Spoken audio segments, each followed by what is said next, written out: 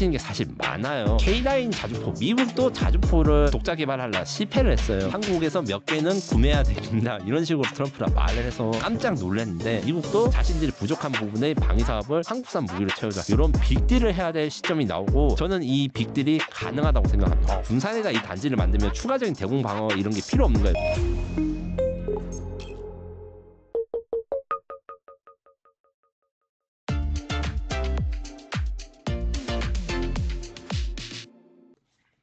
그리고 트럼프 대통령이 B2 폭격기를 회담 중에 언급하면서 한국의 B2 폭격기 구매 암시하는 듯한 발언을 또 한 걸로 알고 있는데, 가능성이 있는 건가요? 이거는 좀 국내 언론분들이 이제 번역하면서 좀 뉘앙스를 놓친 거라고 저는 생각을 하고, 트럼프의 정확한 발언을 이제 번역하면 결국엔 트럼프가 B2 폭격기를 팔겠다고 한 게 아니라 미국의 무기는 훌륭하다, B2 폭격기를 봐라. B2 폭격기는 36시간 동안 쉬지 않고 비행을 해가지고 이란이 이제 폭격을 하지 않았느냐. 그래서 한국은 미국이 세계 최고의 군사 장비를 만든다는 것을 이해하고 있고, 한국은 미국제 군사 장비의 큰 구매국이며 우리는 그것에 대해서도 대화할 것이다, 이렇게 이야기를 했어요. 그래서 B2를 판다는 소리가 아닙니다. 다만 이제 B2 같은 경우에는 이제 생산이 이미 중단되어서 추락이나 손실되어도 이게 복구를 못하네요. 생산 라인 자체가 다 부서졌습니다. 참고로 미국은 F-22, F-117 뭐 몇 가지 스텔스 비행기들이 있어요. 이 생산 공장을 부술 때 철저하게 공구까지 다 부숴서 복구가 불가능하게 합니다. 왜냐? 기밀이 있으니까. 그 공구 들어가다가 이제 중국이나 이런 적성국에서 이제 라인을 다시 살리면 어떡하냐, 이런 이야기가 있어서, 그래서 한번 단종된 게 살리기가 어려워요. 그나마 가능한 게 B-21 레이더 폭격기라고 B2보다 작지만 차세대 폭격기가 있습니다. 요 같은 경우에는 이제 엄청나게 중요한 미국의 전략 자산인데, 묘하게 요게 대해서 이제 수출이 가능하거나 수출 이야기가 나온 적이 있어요. 호주가 얼마 전에 이제 현무 5를 구매한다 뭐 이런 뉴스가 나와서 이런저런 말도 많았는데, 호주가 B-21 전투 폭격기를 구매하고 싶다 이런 이야기를 몇 번 해가지고, 호주가 만약에 판매가 된다면 일단은 이제 안 하기로 했는데, 이게 지금 끝난 게 아니고 복잡한 정치적 상황에 의해서 호주의 B-21 폭격기 구매가 부활할 수 있거든요. 근데 호주가 구매하면 한국도 살 수는 있겠죠. 하지만 이것에 대해서 아무런 말이나 이것은 다 오해고, 지금 현재 트럼프의 머릿속에는 B2를 팔고 싶겠다는 게 아니라 B2를 봐봐. 이 B2를 봐봐라는 게 뭐가 중요하냐면, 얼마 전에 푸틴과 트럼프 대통령이 협상을 했을 때 푸틴 머리 B2 폭격기를 지나가고 이런 에어쇼를 했거든요. 야, 우리나라 무기 정말 좋지 않냐, 성능 좋다, 이거 자랑하려고. 그거랑 같은 선상이다. 그래서 러시아의 B2 폭격기를 팔라고 그걸 보여준 게 아니잖아요. 똑같은 맥락으로 봤을 때 이렇게 이야기고, 다만 이제 미국제 무기를 사야 되고 미국제 무기가 세계 최고다 이렇게 홍보를 한 건 맞습니다. 그래서 지금 구매가 가능한 미국제 무기로 지금 확정적인 거는 특수전 기동헬기 사업이라고 있어서 한 몇 조 원짜리 사업이 있는데, 요건 유사시에 우리 특수부대원들은 영화 뭐 제로 다크 서티에서 이제 빈라덴을 잡으러 가는 네이비실처럼 침투를 하는 헬기 사업이 있습니다. 요거 후보 기종이 로키드 마틴 NH-53, 보잉은 MH-47인데 둘 다 미국 기종이에요. 어느 것이 승리하든 미국산 장비를 사게 될 것이고, 조기 경보기 지금 사업에서 그 27 P-사이라는 게 있는데, 요게 가격이 좀 비싸서 이제 구매 확률이 좀 떨어지고 있어요. 그 경쟁 기종들이 가격이 싸서. 그래서 지금 완전히 탈락하는 아닌데 이게 간당간당하거든요. 탈락 위기입니다. 미국산 조기 경보기가.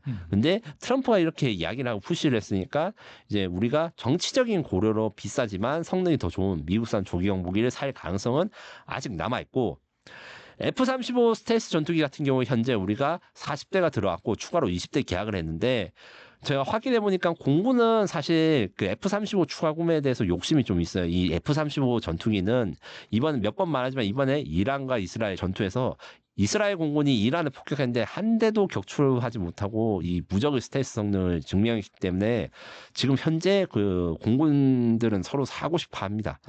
그리고 아파치 공격 헬기 같은 경우에 우리가 살까 계획을 했다가 이게 현대전에 맞지 않는다 해서 소유국을 삭제했거든요. 그러니까 원래 살려다가 말았거든요. 요거 같은 도 부활할 수 있고, 패트리어트 미사일 MSE라고 하는 버전이 있는데 요거 같은 경우에는 우리 천궁2 LSM 이런 게 있지만 이 요격 고도가 달라요. 그래서 사면 우리나라 국산 대공 미사일과 이제 겹쳐서 방어를 할 수 있고 수요가 많기 때문에 요 정도의 무기 체계들을 구매를 할 생각이 있을 거라고 보고 여기서 어느 게 다 실제로 실현된지 모르겠지만 그래도 최소한 10조 원 이상의 미국제 무기는 앞으로 이제 남은 정부 기간 동안에 구매를 할 것 같아.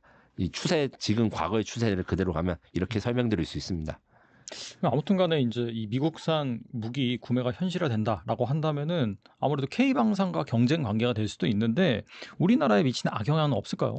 실제로 있습니다. 무슨 말이 있냐면 이제 과거에 사실 천궁2가 지금 이제 아랍에미레이트, 이라크, 사우디아라비아에 잘 수출되지만 이 여러 가지 뭐 미국제 무기를 많이 사야 되니까 소요가 삭제되거나 아니면 축소됐다가 다시 부활했던 적도 있고 예를 들면 이제 사드 대공 미사일 지금 현재 이제 미국 육군이 성주에서 운영하는데 이것도 한국이 구매를 할 수 있어요. 그러면 당연히 비슷한 이제 성능을 가진 LSM2 같은 것도 소요가 축소됩니다. 비슷한 성능의 무기를 가진 그 미국제 무기를 구매하면 그래서 아파치 헬기 다시 구매 이야기 제가 방금 전에 했는데 만약에 아파치 헬기 구매 취소된 거를 다시 살리면 이 대안으로 지금 고려되고 있던 한국항공우주산업이 지금 제안 중인 수리원 버전 공격 헬기 그 마리논 상륙 공격 헬기를 개조해서 육군용으로 쓰자 이렇게 제안이 됐는데 이것도 좀 밀릴 수가 있고 이런 식으로 미국산 무기랑 한국산 무기가 겹치는 게 사실 많아요. 예전에는 거의 겹치는 게 없었다가 이제 한국산 무기 성능이 너무 높아지고 이러니까 생긴 현상인데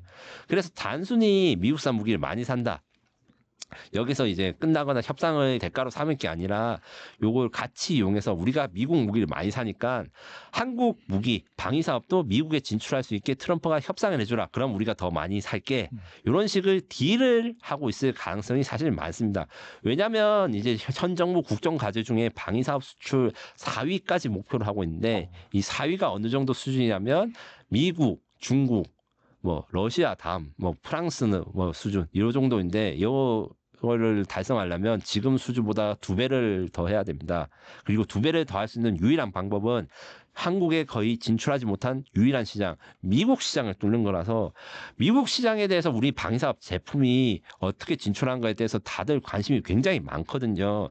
가령 예를 들면 차량용 자주포 사업이 있습니다. 이 K9 자주포, 요것들은 제가 이제 레앙님도 많이 말씀을 드렸는데 요것이 미국도 자주포를 독자 개발하려 실패를 했어요. 그래서 차륜형 그러니까 트럭에다가 실는 자주포를 요구하고 있고 요게 하나 에어로스페이스가 여기 대응하기 위해서 차륜형 자주포 디자인을 만들었습니다.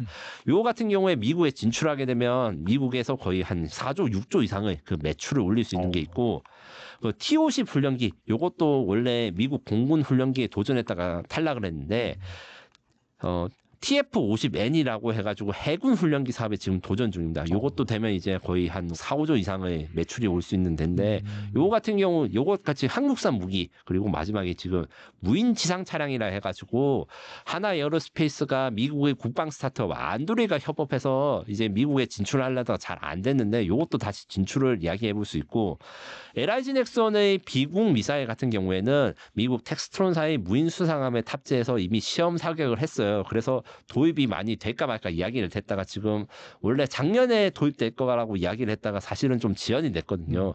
이런 식으로 미국산 무기를 우리가 많이 살 테니까 미국도 그 자신들이 부족한 부분의 방위 사업을 한국산 무기로 채우자. 이런 빅딜을 해야 될 시점이 나오고 저는 이 빅딜이 가능하다고 생각합니다.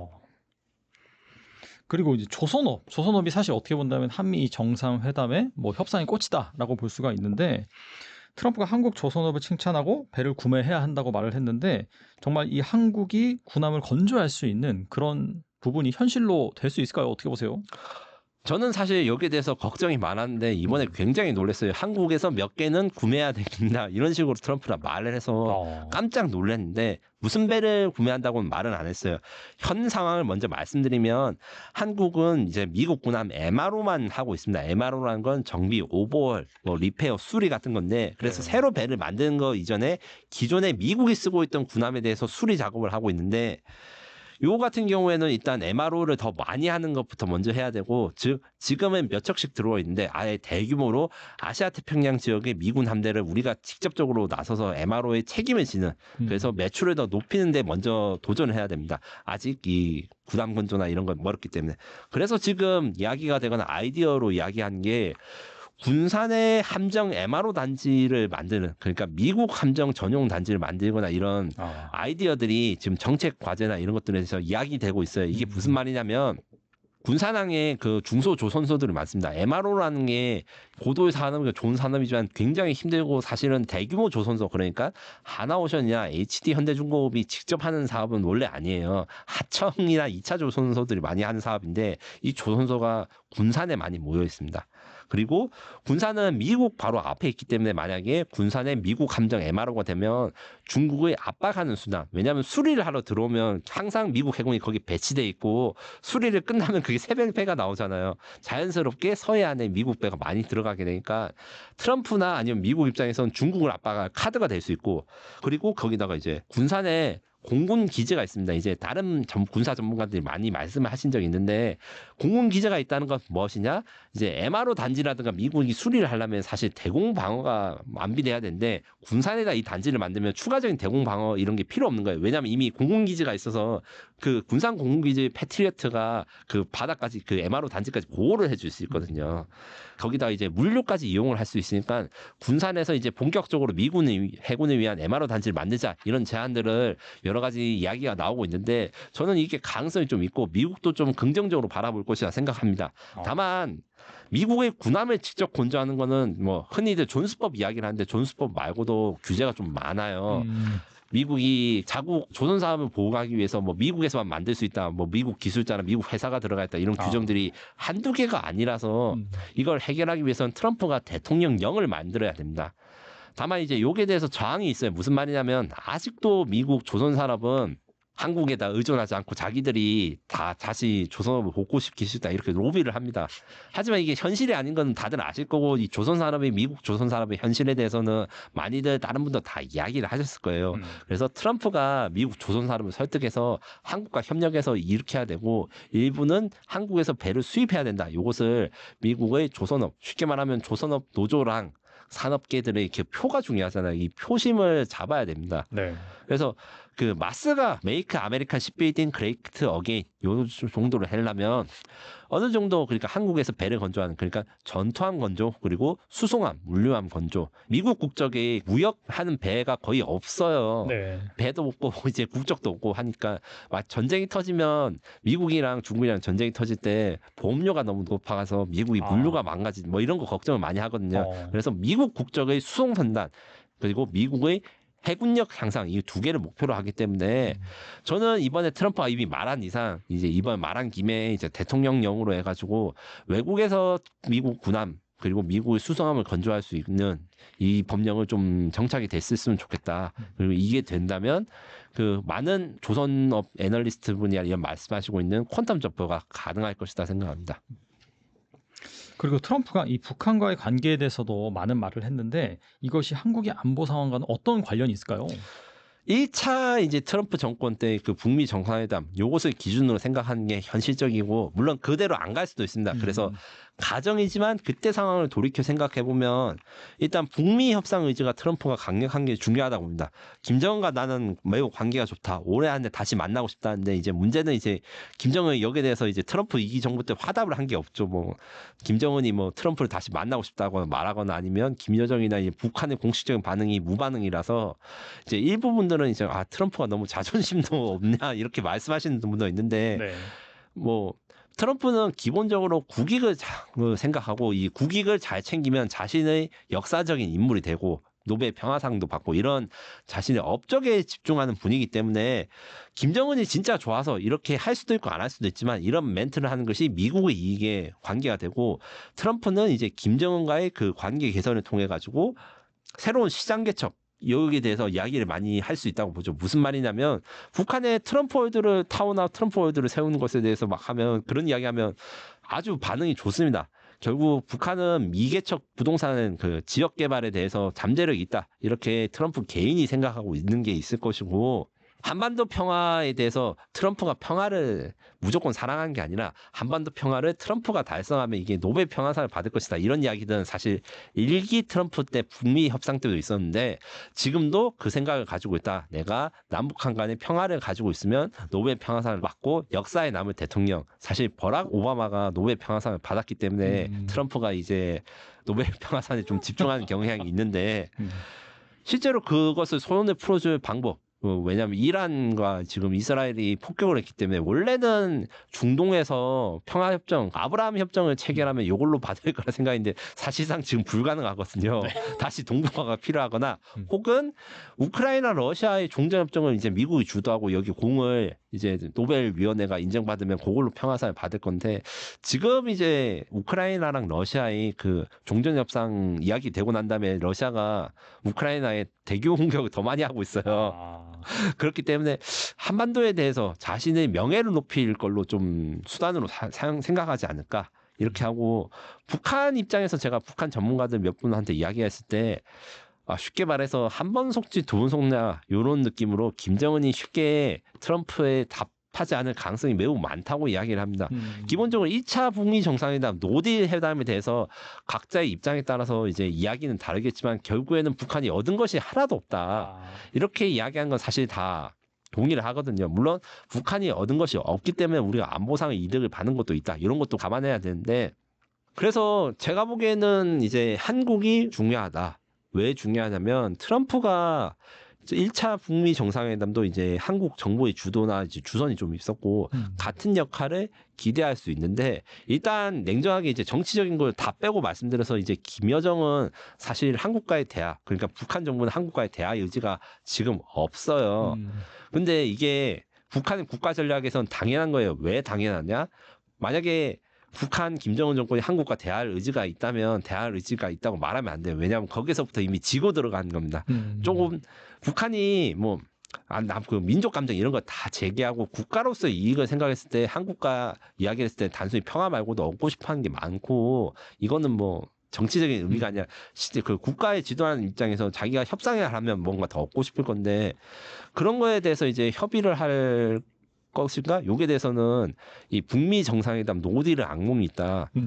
다만 이제 지금 현재 이제 트럼프랑 이제 이재명 대통령 회담에서 이미 주제는 던져졌습니다. 뭐가 던져졌냐?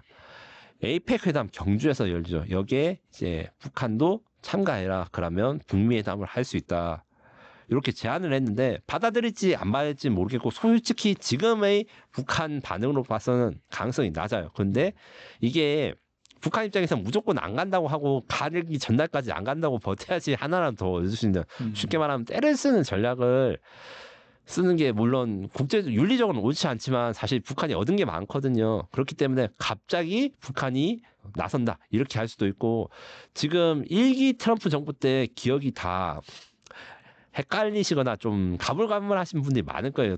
지금 코로나 생각하신 분들 잘 없으니까 그때 생각했을 때 그때도 갑자기 태도가 돌변했다. 그러니까 물밑 협상이 있었더라 해서 분위기가 서서히 좋아지거나 이런 게 아니라 갑자기 뭔가 좋아지거나 아니면 아예 노딜이 되면 이제 아무 일도 없었던 것처럼 유야무가 되거나 둘 중 하나의 엔딩을 가질 것이다. 이렇게 저는 생각합니다. 네, 또 특파원님과 함께 이 베네수엘라 이슈와 한미 정상회담 이슈에서 또 이 중요한 군사적인 이슈 다뤄봤는데 또 이게 이제 큰 아웃라인이고 앞으로 또 세부적인 협상을 통해서 또 디테일이 또 나올 거잖아요. 네. 그런 이슈가 발생하면 또 특파원님 모시고 한번 대화 나눠보도록 하겠습니다. 네, 감사합니다. 지금까지 김민석 특파원님 나와주셔서 감사합니다. 감사합니다.